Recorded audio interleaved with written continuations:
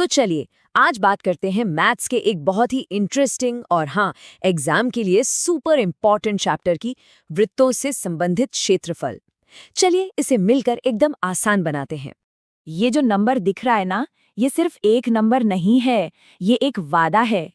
हाँ, ये वादा है उन मार्क्स का जो ये चैप्टर बोर्ड एग्जाम में पक्के तौर पर दिला सकता है। सिर्फ कुछ सिंपल से फॉर्मूले समझने हैं और बस। तो चले इन पक्के मार्क्स को अपनी जेब में डालने। चलिए शुरू करते हैं। तो सबसे पहले एक नज़र डालते हैं वृत्तों की दुनिया पर। जरा सोचिए, अपने आसपास ही देख लीजिए। जो घड़ी पहनी है, जिस प्लेट में खाना खाते हैं, गाड़ियों के पहिए, अरे वाह, ये सब तो सर्कल्स ही हैं।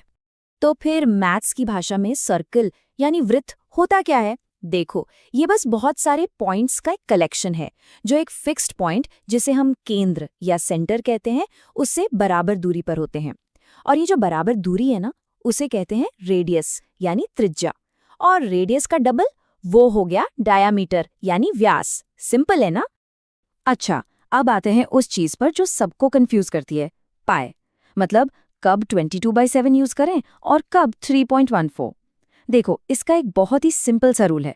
अगर रेडियस 7 का मल्टीपल है, मतलब 7, 14, 21 ऐसा कुछ, तो आंख बंद करके 22/7 यूज करो।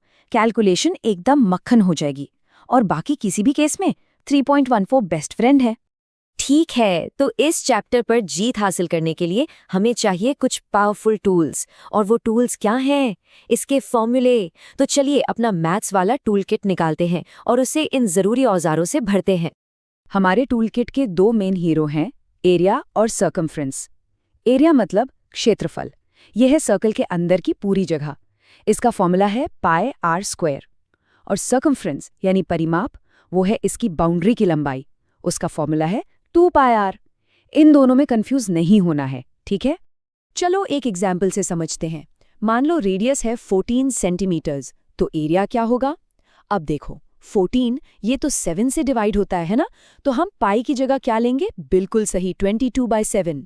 अब देखो कैलकुलेशन कितनी आसान हो गई और आंसर आ गया 1616 स्क्वायर सेंटीमीटर्स। देखा कितना आसान था? तो पूरा सर्कल तो हमने समझ लिया। अब जरा इसके टुकड़ों की दुनिया में चलते हैं।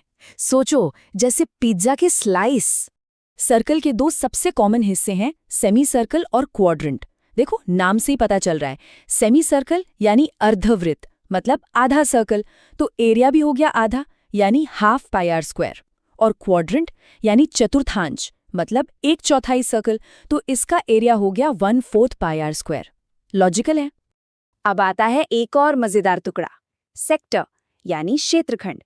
इसको समझने का सबसे बेस्ट तरीका वही अपना पिज्जा का स्लाइस। 2 रेडियस और उनके बीच का जो हिस्सा होता है ना, बस वही है सेक्टर। तो किसी भी पिज्जा स्लाइस सेक्टर का एरिया निकालने का एक मास्टर फॉर्मूला है, θ/360 degrees into pi r square. यहाँ पर ये जो थीटा है, ये सेंटर पर बनने वाला एंगल है। ये फॉर्मूला तो एकदम रट लेना है, बहुत जरूरी है। चलो इसको भी एक एग्जाम्पल से देखें। मान लो एंगल है 90 डिग्री और रेडियस है 7 सेंटीमीटर्स। अब फॉर्मूले में वैल्यूज डालो। 90/360 मतलब 1/4। अरे, ये तो वही क्वाड्रेंट वाला फॉर्मूला बन गया। देखा सब कुछ कैसे जुड़ा हुआ है? और कैलकुलेट करने पर हमारा आंसर आता है 38.5 स्क्वायर सेंटीमीटर्स। अब एक और शेप देखते हैं, वलय, जिसे रिंग या एन्युलस भी कहते हैं। इसको ऐसे समझो कि एक सर्कल के अंदर दूसरा सर्कल है और हमें उनके बीच की जगह का एरिया निकालना है। जैसे कोई रेस ट्रैक या फिर वो आर्चरी वाला टारगेट होता है ना, बिल्कुल वैसा। इसका फॉर्मूला भी सिंपल है। बड़े वाले सर्कल के एरिया में से छोटे वाले का एरिया माइनस कर दो, मतलब pi r square minus r square. Okay, अब तक तो सब वार्म अप था, असली मजा तो अब आएगा। एग्जाम्स में ना क्वेश्चंस सीधे सीधे नहीं आते, वो अलग अलग शेप्स को मिलाकर एक पहेली बना देते हैं।